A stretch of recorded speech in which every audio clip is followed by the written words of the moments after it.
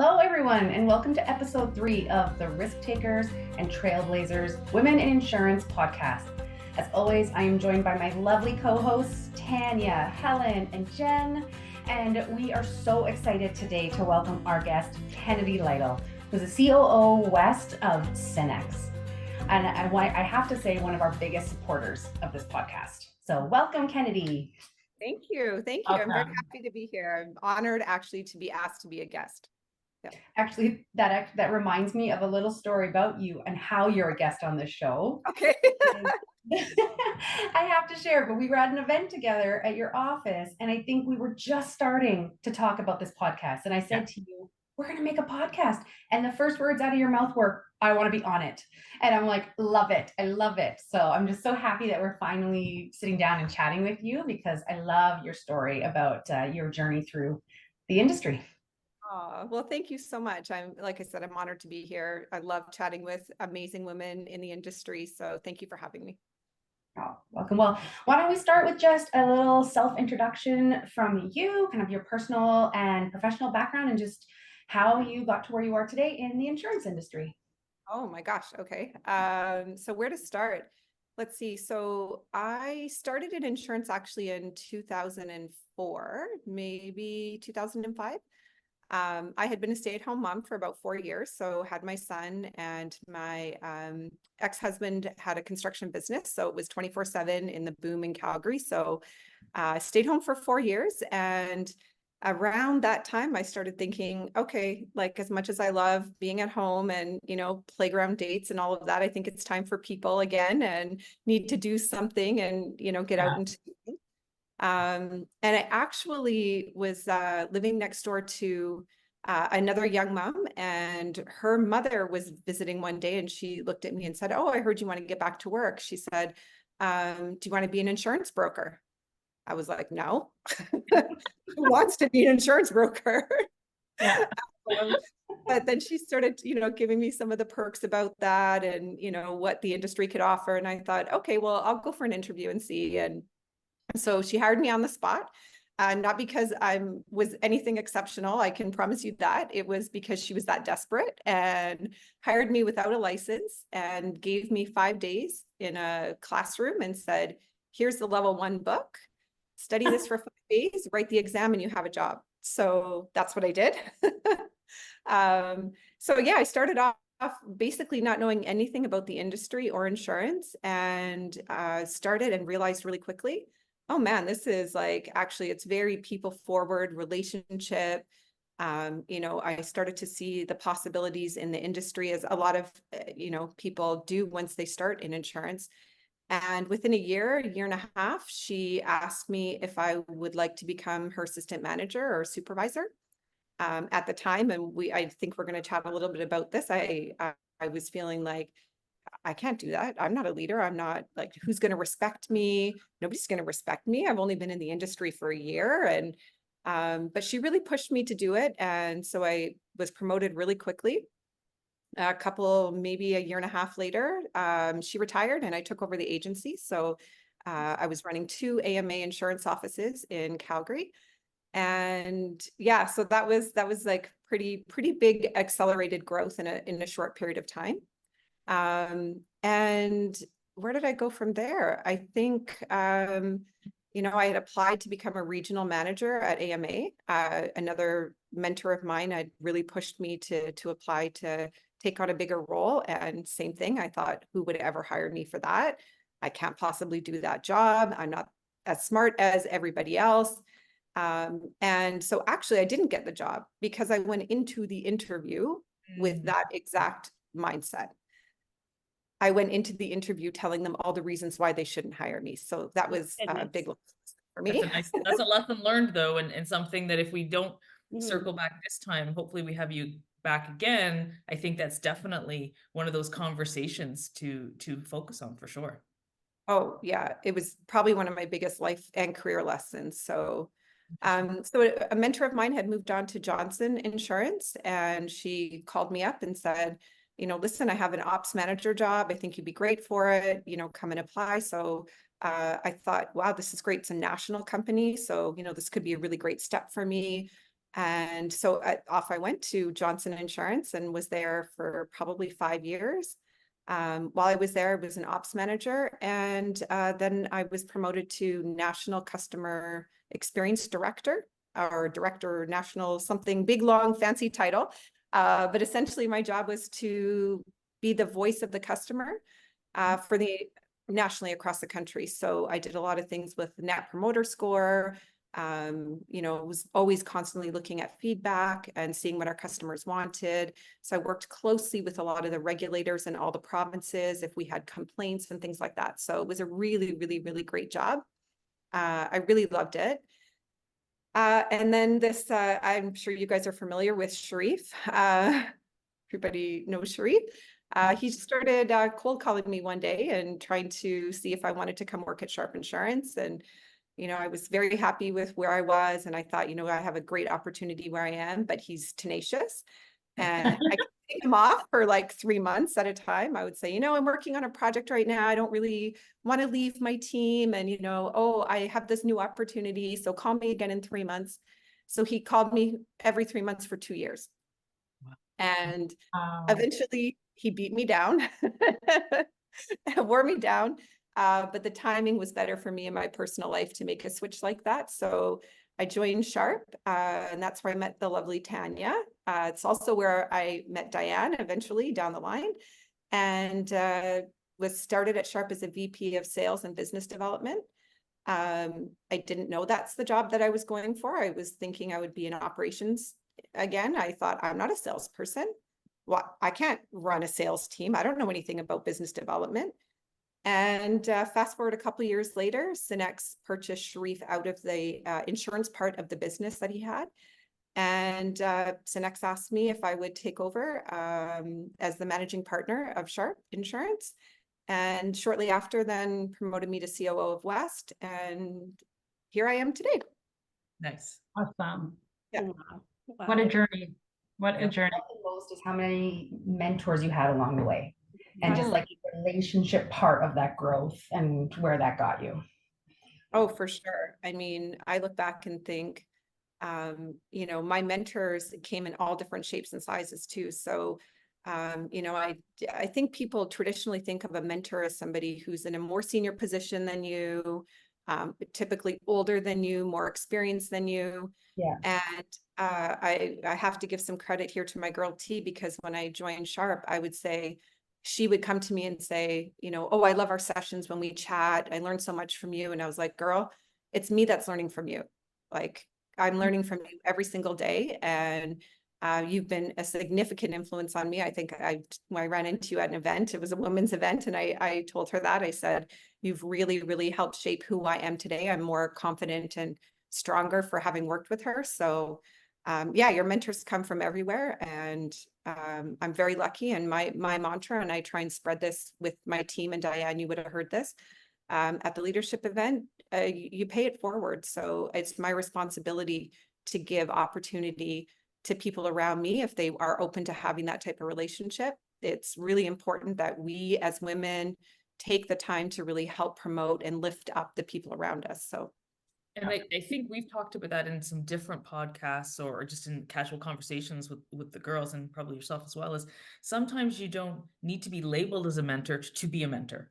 It Yeah. really is just being your authentic self, right? I can already feel it from you, and I've met you once, twice really, and to chat with you today, is that's really what it's about. It's about spreading what makes you happy and being your true authentic self to others, which then they can take those pieces, they can take bits and pieces of what you've talked about and your experiences, and that can be part of their mentorship. It doesn't have to be a mentor every day or every month or once a month, have a meeting. That's great mentorship, but I don't necessarily think that's truly the real life mentorship that we all, if we all sat back and looked back to and go, oh my God, this person helped me back then, and probably doesn't even realize it.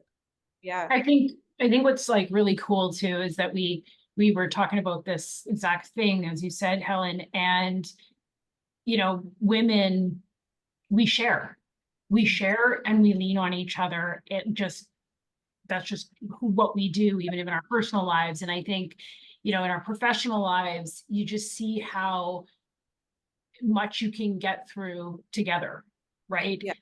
By doing that and just forming those relationships. And I think it is so exciting in leadership and not, or coming up, you know, how supportive that actually is, Yeah. right? That you're not doing this stuff alone if you open up and find this kind of network of really friends, right, around the table. Yeah, exactly. Yeah. It's funny that you say that I was your mentor, because a lot of you don't know this. I almost quit. Like, I almost left insurance back when I went back from mat leave, and I was only gone for 8 months, and this was in 2018. I left Sharp Insurance doing a really good time. You know, we were growing like crazy. Everything was going well. Money was easy. Money was easy. My team was great. I was like, yeah, I got this. I come back to a hard market. It was like a switch. Everything was really intense. We were about to be canceled by markets. We had 2 new leadership come in. Yeah. We bought a franchise that, you know, didn't exist when I went on mat leave. And I was dealing with some things within like my own team. And I almost walked out, because every day I'd come into work and I would hear people tell me, you're not good enough to be here.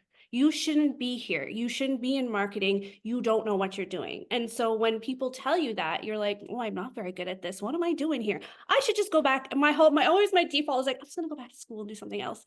And so there were a couple times I was about to walk out and Kenny would be like, no. And she would take me to her office and be like, I've been there. I've been in a position where people are telling you you don't know what you're doing, but I'm telling you that I see you. I see what you're capable of, and you have to ignore those voices.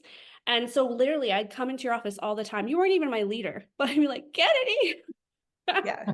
And you helped build me back up to a place where I did start believing again and have that confidence that, yeah, I do know what I'm doing and I can do this. And, you know, and it's so crucial to surround yourself with people who believe in you, can see what you're capable of, and give you the skills, or not even the skills, the support and environment, you need to thrive. And that's, Kennedy, what you did. And anytime someone brings up your name, I mention that.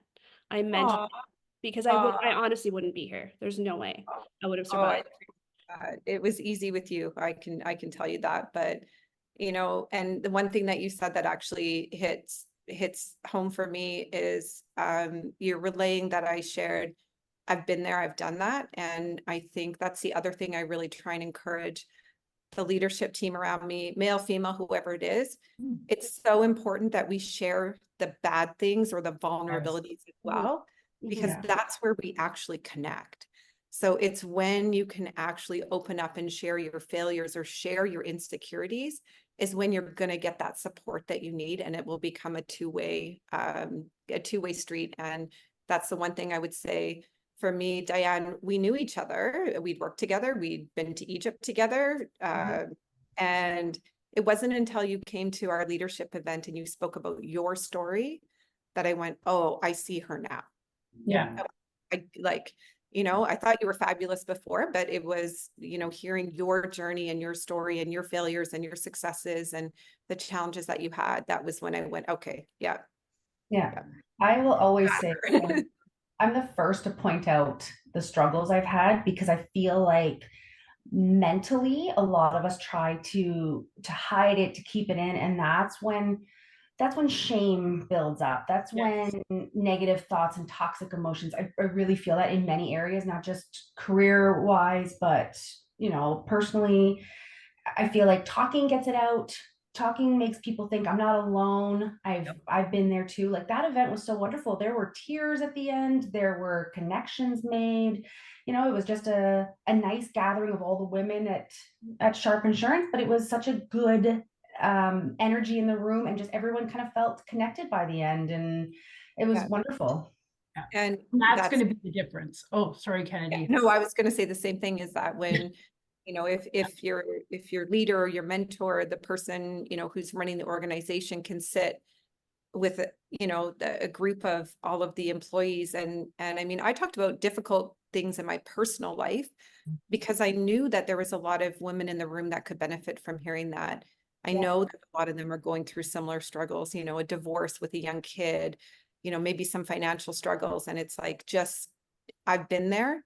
Yep. keep putting one foot in front of the other. Focus on what are your priorities. And if you focus on those every day and you have the support of people around you, you're going to get there. I think that's key. And I love that you bring it up, because we're often told as women not to overshare. And if we're not told that, that's what's implied, right? Yeah. It is who we are by nature, or maybe just by design, who the heck knows. But I'll know I am also very much an oversharer. I know that, but I also know I do it for a reason. Yeah. I do it to what you've talked about, is to bring back that human side of it, that human Mhm. aspect, that caring, that empathy, that passion. And you're absolutely right. You never know what someone else is going through or feeling unless it's talked about, right? I myself, same struggle. Divorced, my kids are older when it happened, but I know very much so that I didn't focus on my career until I was in the position where I wasn't even married, because that's what was able to happen. So now here I am, divorced and looking for what to do for myself, and that's what happens, right? My career takes off. I can now focus on different things, and people probably don't realize that about myself or yourself going through divorce, or anyone else, even not divorce, or to your point, you said financial, but even some mental health concerns or depression. Like, those are the things that really do need to get talked about and shared amongst women, which is only going to help them understand, hey, you know what? I'm not alone. My feelings are valid. And I'm one of everyone else, right? It really sets us all together, opposed to setting us apart. Yeah. And one of the interesting things, you know, there's that, and Tanya, you can help explain it better. I don't know what the term is, but you know, on Instagram right now, you're seeing people like this, you know, Instagram is just pictures, but real life is this. So there's people doing these like reels and stuff where they're like, this is what actually happens in my marriage, or this is, you know, and I think the feedback I got after hosting this event, and I asked Diane to be raw and personal, and I tried to do the same. And I had my operations manager with me as well. And I said to her, please share like the personal things that you're comfortable with. You know, the comments I got back were, what, you seem so together. I can't believe, like, you always seem so together. And your career and this, and you always seem happy, like this is easy for you. I'm like, this is not easy. And I'm so glad that I had the opportunity to tell you, this is not easy. Every day is not easy. And so it's being able to peel back that image that she must have all her, can I say that? Okay. All her shit together, to be in that. And then to be able to say, no, I struggle like everybody else. And so it doesn't mean when you have you're not sorted, that you're not going to have success. So yeah. Well, and I think what you were saying, Diana, is so key. It's like this mask only perpetuates the problem, right? So this whole not sharing, putting the suit on, doing the thing, you know, acting like a superhero, coming in and not really, you know, sharing or acknowledging I don't know, chaos is not the right word, but what it takes to actually get through every day and grow between family, you know, work, all of that stuff, that whole mask of not sharing is just really perpetuating the mental health issues around and actually stalling the growth, right? yeah. Well, I have a question for the whole group of you.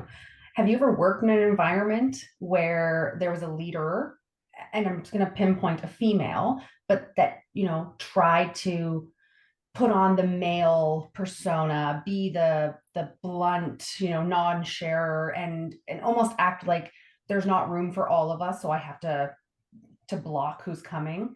Like that feeling of, no, see, that's good. But I know Kennedy's in the room, but all the female leaders I've had have been fantastic.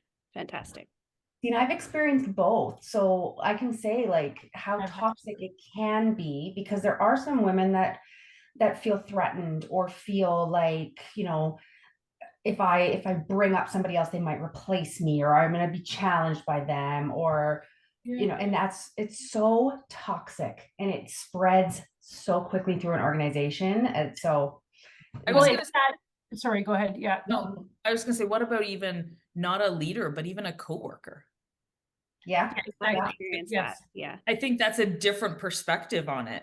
Because I think the leaders in the mentorship is key, but what about someone in either your own group or your own team, or, you know, maybe the team next door, so to speak, right? It's Yeah. that same thing. Sorry, Jen, that's all I was going to No, add to. no, it's true. And I think it's this weird notion that vulnerability lives in the same camp as poor performance. It's this on so many different levels, right? And the reality is that's just not true.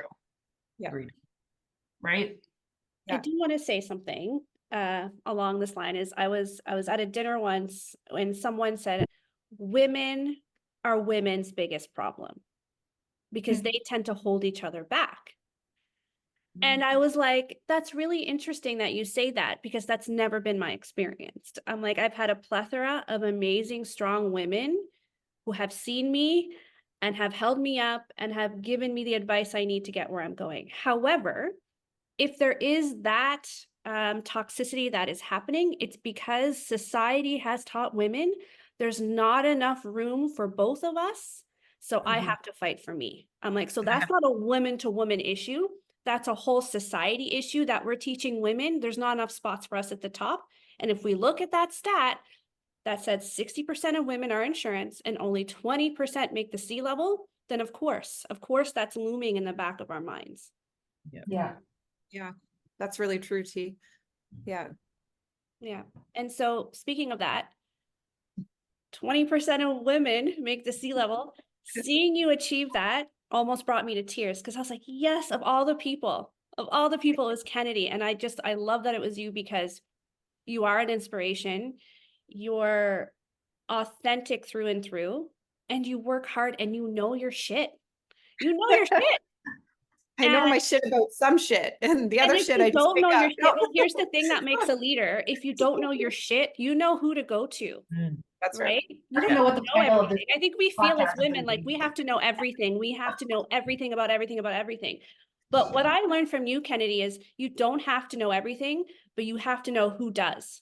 Yeah. And Yeah. make sure they're in that right position for you, right? And so that's been like one of those things that I really took away from our time together. Was you always spoke with authority, but you were never afraid to say, I actually don't know a lot about this, but this person does. So we should bring this person into the meeting.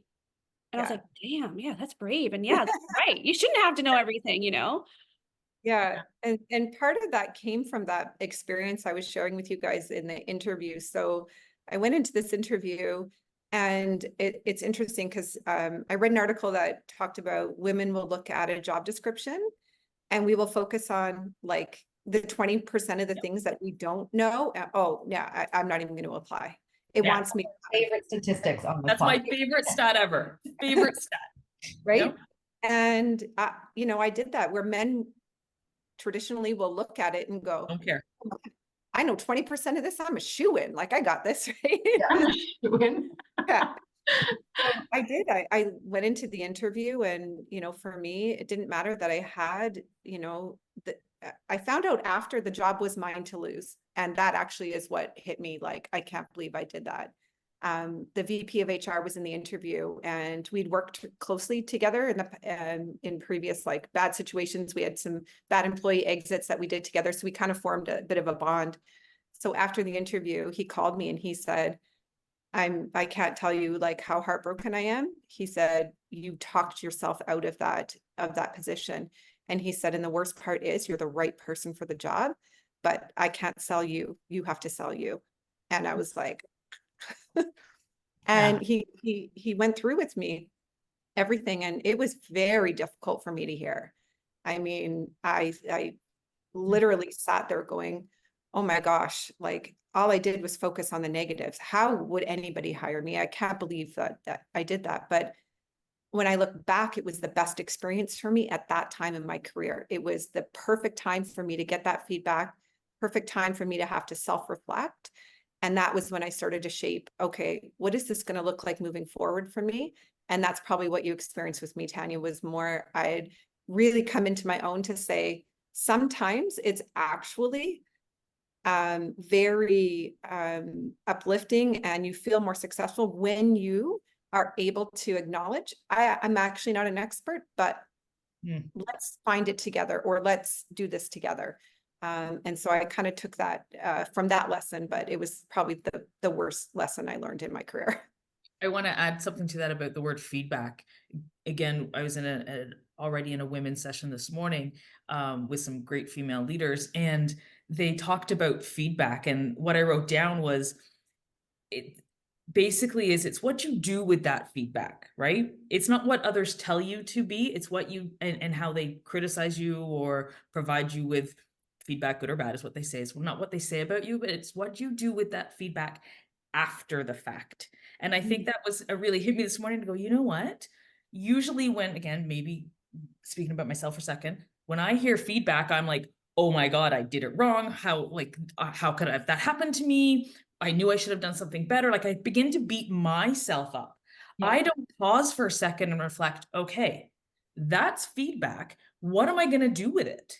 How is that going to shape me or change me? So when I hear you tell that story, that is really what it's done. It was your life lessons, what you called it. And I know I've had one life lesson way back in my career, but I lost that somewhere along the way. Yeah. Right. And I think that's an important piece to start to rethink about is, okay, don't take that feedback as personal, which is very hard to say, and I will continue probably to do it, but really take that second and pause and go, okay, what does that feedback mean for me now? What can I take from this? What are my learnings? What are the things I do well? What are the things that I can change? So hearing you say that, I really do think that's important to focus on. Yeah, for sure. Yeah. You know, the other thing with, I talk a lot about when you're giving feedback. I don't know if you guys have had an experience like this as well. And, obviously in a leadership role, you're often giving feedback, and, it's not always received well. So you have to be prepared for the reaction. And I always try and say, listen, I understand that you might not agree with this, but their perception is their reality, even Absolutely. if it's wrong. Yep. So I try and remember for myself too, when I get what I feel is unfair feedback or unfair criticism in the moment. And to this day, 46 years old, no matter how evolved I think I am, every time I get somebody to tell like something feedback, of course it hits me. My first reaction is like, yeah, don't tell me, right? Right? What do you mean? Yeah, right. But then I always, okay, pause. Yeah. Perception is their reality. So what am I doing, or what could I do better to change their perception? I'm not going to necessarily change who I am, but we have to acknowledge that that's the reality of the relationship, or of, the interaction or whatever. So for me, that's the other big life lesson that I try and follow. Yeah, the self-reflection is really important. And I think, giving, like you said, giving the feedback, I think I've always tried, not even tried, I think that it's so valuable when it's coming from a place of true authenticity. I feel like some leaders really hold back or make it, really structured or really scripted, and that can almost have so much more of a negative impact. Whereas if you see somebody and they're struggling, regardless if it's kind of like they're hurting themselves in that struggling, it's really being able to connect with them to say, regardless of this outcome, I'm here as a mentor, as a friend, as whatever, to help you recognize this, right?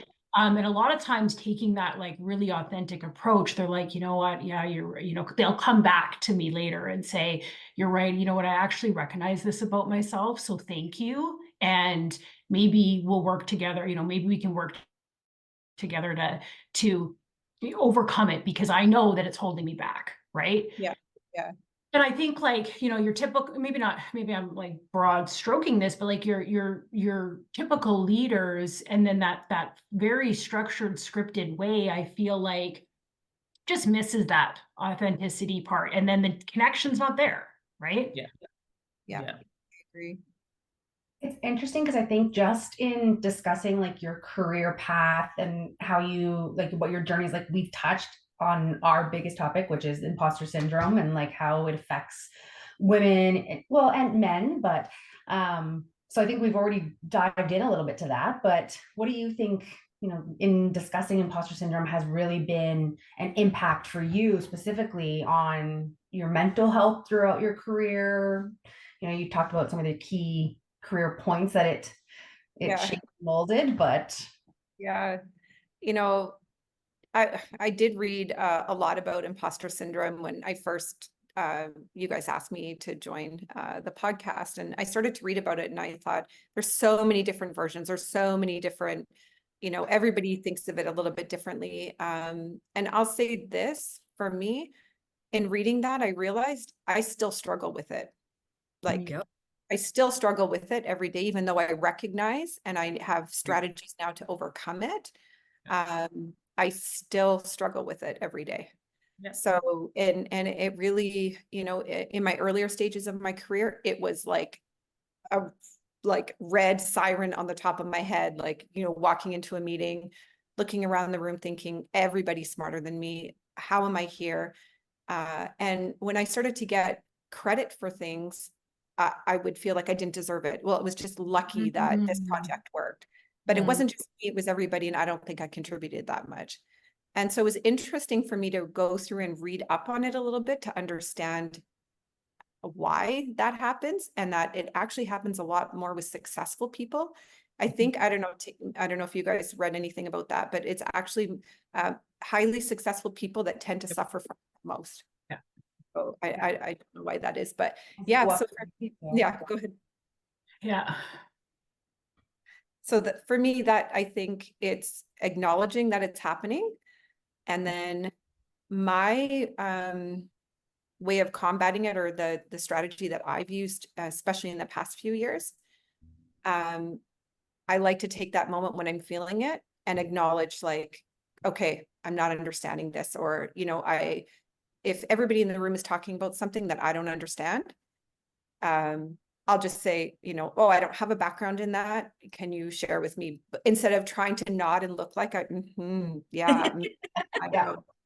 And, say something kind of vague that makes it look like I might know something. Which, interestingly enough, Tanya, you probably don't know this story. And do I have time to share it? It's really quick. Yes. Yeah. So my very first meeting at Sharp, in the big boardroom, and we had TrueFlow, which was the technology company, and Tanya's always so like on point and dressed perfectly, perfect makeup, everything, looking great, comes in. So true. Yeah, So true. all the tech guys come in, and I'm sitting there new. First of all, I feel like I'm VP of sales. What? I don't know anything about sales. I'm VP of business development. Huh? And I'm looking after commercial. I've never sold a commercial policy in my life. So how am I going to get through this? Okay. And we go into this meeting, and Sharif, larger than life, is at the front, and he's talking about technology, and we're going to do this lead management system, and there's going to be an API, and everybody kept saying API. And I remember, yeah, API sounds great. Yeah, that's perfect. Yeah, I like that idea. Literally left the meeting, went into my office, and embarrassingly was like Googling, what does API mean? What does API stand for? And the same thing happened with SEO. I had no idea what SEO was. And so now I try and like overcome that by just asking the question and not being embarrassed about it. That's it. Well, But Kennedy, Diane and I were in a meeting recently together. Jen, you were there. You don't know what was happening in the background.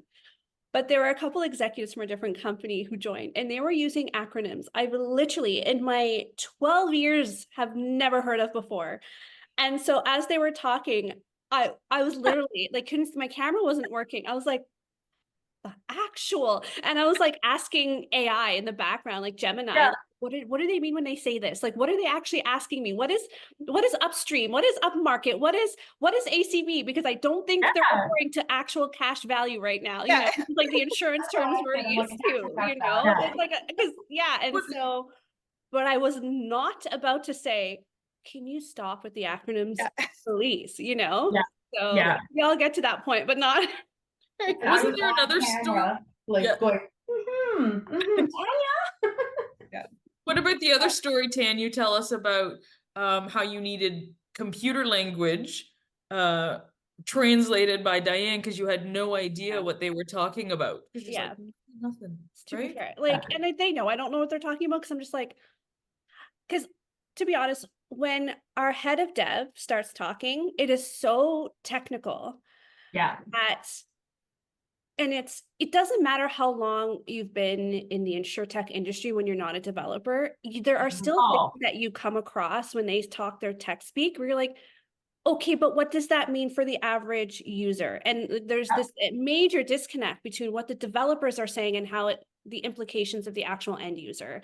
And so that's where I'm like, Diane, like, okay, so they talk about all this technical stuff. What does that mean for a true mobile user? Because I'm not getting it, and it's Yeah. tough. But okay, but here's something that's super important about that, because that's been my life too, transitioning from insurance broker world to, call it marketing tech. I mean, that's really what we do, whether it's traditional marketing in there too, or let's not even use the word traditional marketing.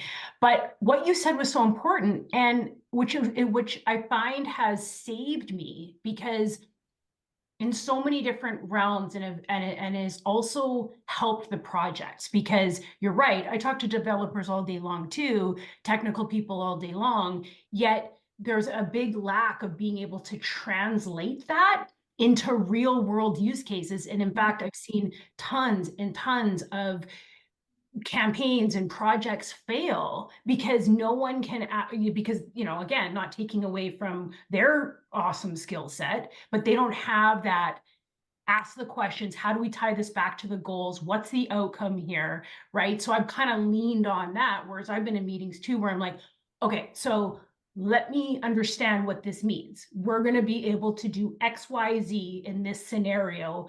And they're like, yeah, right. Yep. And so I think it has served having both people or both types of skill sets in the room. We always default to, we don't know, and we can't speak that language, and we're not smart enough. But really, there's no other, the people in the room aren't connecting the dots, No. Yeah, that's So- literally my title, head of translation. That's and Diane, you're interesting because, and I've met these people over the years where you, likely because of your engineering background, you have like both, right? And it's so cool to have people like that in the room that can be both, right? My brother's like that. My dad was like that, right? Very highly technical, but they can bridge it together, right? Yeah. I have a confession that I didn't know what Meta was way back in some of our early Goose digital meetings when the name changed and we were talking about doing ads on Meta, and I'm like, What? right? I think I did. Yeah. I think when some of my team started throwing that around in the early days too, I'm like, am I missing something? Like, Right? Yeah, like I'm thinking like metabolic, like I'm just am I too old here? Even though this is what we do for a living. Like, yeah. So I love the API story though, Kennedy. That's just gold. I mean, that is everyone's, I feel like, experience within, however many years ago, but Always something. And the funny thing is and I'm giving away my secret. So if you guys ever hear me, if I'm ever in a meeting, and you hear me say, interesting, I'm going to take that away and think about it for a bit. So I got, so if, interestingly enough, Sharif said to me one day, you're a reflector, like you don't make it. And he was giving me some feedback, like as you progress in your career, you're probably going to want to be able to make decisions quicker. You tend to like to reflect. And I was like, yeah, that's good advice. Yeah, I should get stronger. And I'm like, dude, I'm doing that because I don't actually know what's happening. I'm like, so I'm taking a minute so I can make a decision, right? Because I need to take it away and I need to Google what is API and what is this before I can make a decision. yeah. I Google words in almost every single meeting. I think that's okay. I think that's okay because I tell people I don't have a marketing communications background. YouTube taught me how to do my job. Yeah. So I don't think it doesn't, I saw a quote somewhere, like, it doesn't matter how you got the position. It matters what you do once you're there. Yeah. Love it. And it's so true. And I just want to say something about the quick decision making. I think the psychology behind decision making is very different based on personality types, and there's a huge divide based on introverted and extroverted.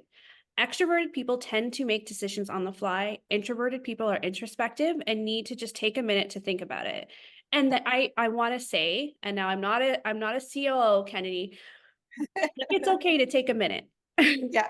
You know what I mean? agree. Like, I think it's okay. Yeah. It served me well, I'll say that. Yeah. So yeah, Yeah. And I think it's not okay mad to be about both types. Like, I think it's, yeah. Kennedy, you know what I'm really curious of? What's a day in the life for you as a COO? Like, give us a Yes, picture of good like, what question. does that look like for aspiring women who wanna, the good and the bad, like who really want to hit that C level? Because I know some of us on the call, that's what we're aiming for, is the C-suite. So what's that like? What's a day in the life for Kennedy? Geez, girl, I'm telling you, it's a lot of meetings. You know, it's kind of a difficult transition because I manage by relationship usually, and anybody who's worked with me will have experienced that. So most times, I tend to get in the weeds a little bit with my team. So it's like I'm in here with you, and sometimes I know too much about what's going on, so it's difficult to sort of disconnect. And what I realized, and this is like a bit about my personal life too. So after my divorce, I was single for 7 years by choice. So I made that conscious decision to say, this is my time for my son. I have maybe 7 years before he's going to move out and, you know, have his own life. And this is my time to build my career and focus on my son. So, you know, I worked really, really hard and I didn't have a lot of boundaries about my hours, and I was always available for everything. Right. And that was because, speaking frankly, I had no life, right? Like by choice. So what's happened is, after becoming the COO, where I've struggled the most is that I'm having difficulty disconnecting and allowing my people to thrive and to shine on their own. So this is new for me. So if you're asking the day in the life of me 2 months ago, chaos, Teams messages, text messages, phone calls, meetings, trying to meet with markets, but trying to also remove myself from those meetings to allow my team to grow, but still wanting to be involved strategically. So I was messy. I was a very messy COO. Okay. I was everywhere. And with this, you know, kind of transformation I've been going through, making a move to Montreal, it's allowed me to put some boundaries in place with my team. And so what my day looks like now, honestly, I get up, I go to the gym because I need to. I need that mentally, you know, got to get that exercise in the morning. And now I take time to have a coffee, like sit and have a coffee, not while I'm doing anything. So that's kind of the start of my day. And then I have regular meetings scheduled back to back where I'm just overseeing Sharp. So it's strategic meetings, it's, you know, action planning, and I'm forcing myself to not go in the weeds. So I'm level setting the meetings ahead of time. And this is very difficult for me because I'm a talker and I would run every meeting like this, the way that we're sitting here right now. That's my natural form of leadership. So for me now, it's actually following through with an agenda. I have to, or I won't succeed. And being able to redirect my staff when we start kind of going into the weeds to say, guys, we have to table that for tomorrow. We still have this to cover. And then I focus my afternoons. I do all my meetings in the morning, and my afternoons is for strategic planning. Part of my role now with Synex is I'll be overseeing all of the personal lines across the country.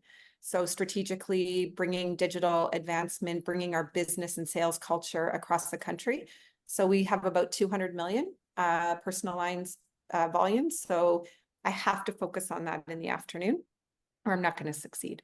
So yes. And then it's a lot of like dinners, which sound horrible, you know, or sounds amazing, but, you know, sometimes you're exhausted, but there's a lot of networking and things like that and attending events, which is amazing because I love getting out and seeing people. But it can be exhausting too. So it's hard to be on that long, like to be at events and Oh, it is, yes. Yeah. smiling, and when, you know, you might be having an off day or you might not want to go and socialize with a bunch of people. Like you can't just turn it off. No. yeah, and people think that I'm often think that I'm very extroverted. And I know there's people who say you're an introverted extrovert or vice versa. There's some catchphrases that people use, but for me, in order to be on all day, I actually need that downtime to decompress, and I like to be alone. So I actually need alone time in order to recharge and start my day the next day. So Yeah, that earlier part really resonated with me on the you know, the really structured, like, you know, pulling back, coming out of the weeds so the team can really come up. It's hard. It's been a transition for sure. Yeah. and And you know, not from a control perspective. I always think about, is this a control thing, or is it more just you're so ingrained in it? It's like second nature, that really being conscious of recognizing that is definitely a growth, you know, something that needs to be overcome, right? yeah, yeah. And, you know, it's the biggest gift I can give them. So, you know, as a parent, everybody goes through this, like when you almost have to let them fail on their own or succeed on their own, and you need to take that step back and watch. And, you know, I'm seeing, so my two main colleagues that I work with at Sharp. So Herman Atwell's the principal director of operations now, and Alexi Arvina is the principal director of business development and sales. And for them, I owe it to them to give them their opportunity now. So Yeah. when I start to get in there, I'm like, nope, I've had my opportunity and I still get my opportunity. So this is for them. So hopefully I'm doing the right thing now. I feel like I am. So When you were in the weeds, though, like that 7 year period that you talked about, like how did you avoid burning yourself out? Or okay. I didn't. No, like that's the best answer I can give. I think, you know, I was my friends and people that knew me well said, you're always running. Like, where are you running to? What are you running to? And not physically running, but like you're always, you know, vibrating, like, you know, you always have something else that's on your mind. And I don't think I could have sustained that much longer, to be honest. So and I don't know if I could have sustained it staying in Calgary. I was too close to the office, too close to the people. So a physical move for me has actually been one of the best things. It's allowing me time change, separation. And now it's time for me to focus on, okay, where can I take Synex now? What's the next step for me? And I need to let the Alexis and the Hermans come up at Sharp and put their stamp on it. You know, I had my opportunity, so it's time for them. How did you? Yeah, sorry, go ahead.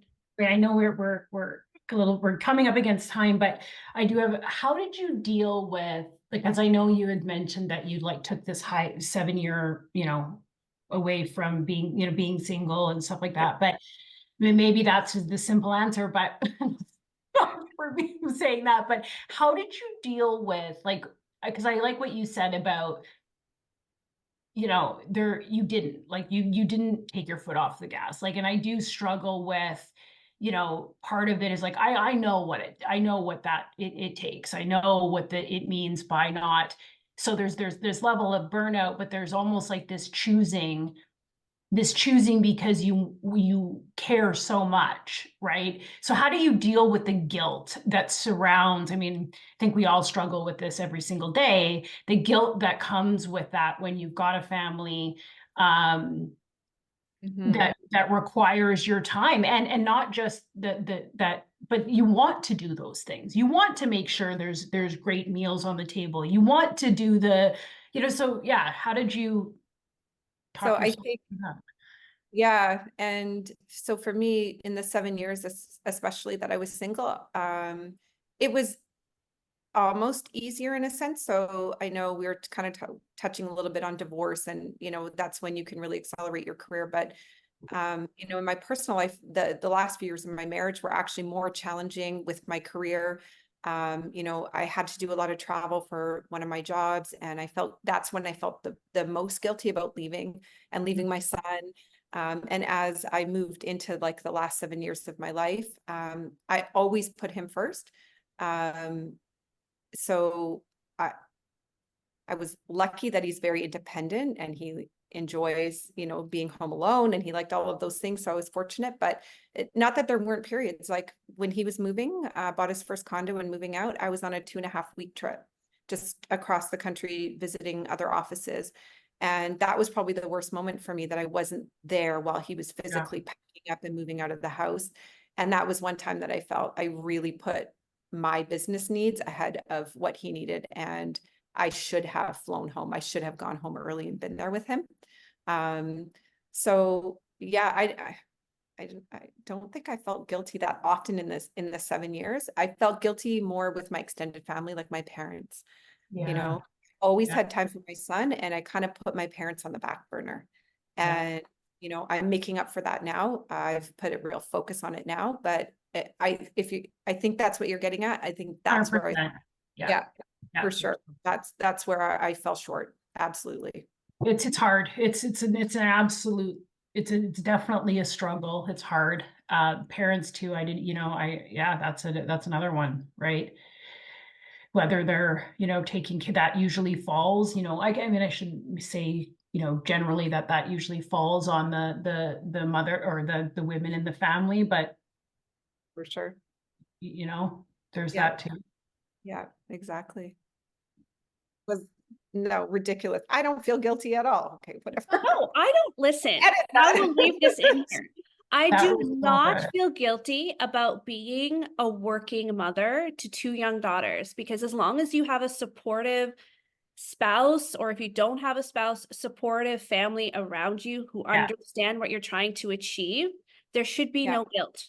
It's when you have that little voice in your head, and then you have people around you who are like, you should be home more, you should be doing this, or that's when that guilt creeps in. So the fact that you didn't feel guilty, good. You shouldn't feel guilty. Absolutely not. Your answer is kind of what I was trying to say, is that it was worse for me when I was married than when I felt guiltier when I was married, because that was exactly what you just articulated. Thank you, Tanya. There was no support, or there was no, it's okay, I understand. This is what you need to do for you. Yeah, or but you're working again, or you're studying again, you're taking another exam, you're doing and so I think it was the focus on you're doing it for you, opposed to good job that you're doing it for you. I'm proud of you. I'm glad that you want to continue or better yourself or invest in yourself. Totally. Exactly. Totally relate to that. It's so important. Sounds like we could have a glass of wine and chat further. Absolutely. Okay. On that bombshell, Kennedy, thank you so much for joining us. We're very lucky to have you. I mean, I know some of us have personal relationships with you, and we really look up to you as a mentor. And we just want to, hopefully you'll come back again on the podcast. And thank you everyone for joining again. We've had great feedback for episode 2 with Jen Devlin. If you haven't watched it already, please go check it out, because she gives really valuable advice for women who are looking for their next step in their careers and how we do self-sabotage. Go check it out. It's on our YouTube channel. We're linking everything below, and we'll see you next time. Thank you. Bye. Bye.